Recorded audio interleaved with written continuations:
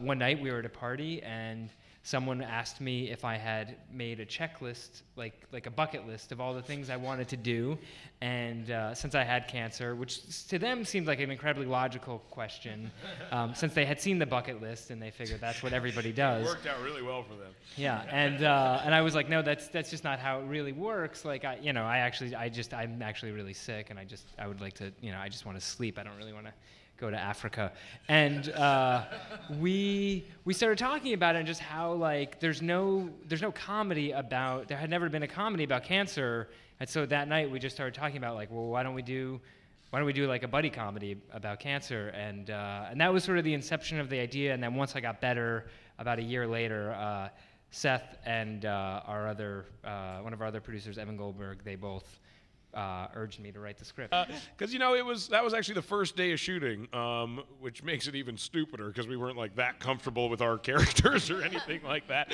But we wanted it to feel real, and we didn't want the fact that we could literally only do it once to make it feel less natural. So we really just tried to keep it loose. I didn't know what Joe was going to do, honestly. I don't know if he was going to start crying or if he was going to make it really emotional or if he was going to want to joke around. I mean, I really wasn't sure how he was going to approach it.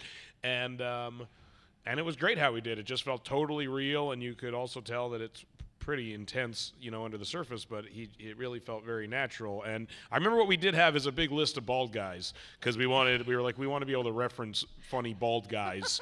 So we had like a big list of like Michael Stipe and Patrick Stewart and Gorbachev, other famous bald men. Jason Statham, I'm sure, was on the list. Mr. Clean, I believe, was on there. Mr. Clean, yeah.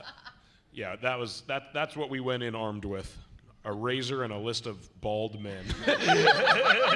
I think there is a lot of vulnerability gets exposed in humor, inside of humor, and I don't think it is really, unless it's kind of angry humor. I feel like angry humor kind of masks something, but this kind of vulnerable, I don't know, dorky humor, I think reveals everything, and or goofy humor.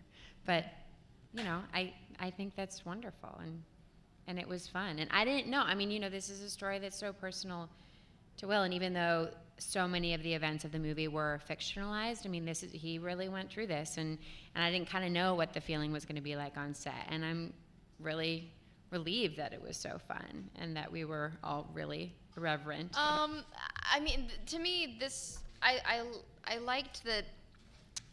Catherine's confidence was always sort of hanging by a thread, and that, in fact, that confidence was not real at all. She's sort of projecting confidence, and I think I've played characters that have that tend more towards the thinking that they're hot shit, and the insecurity is kind of further back in their head.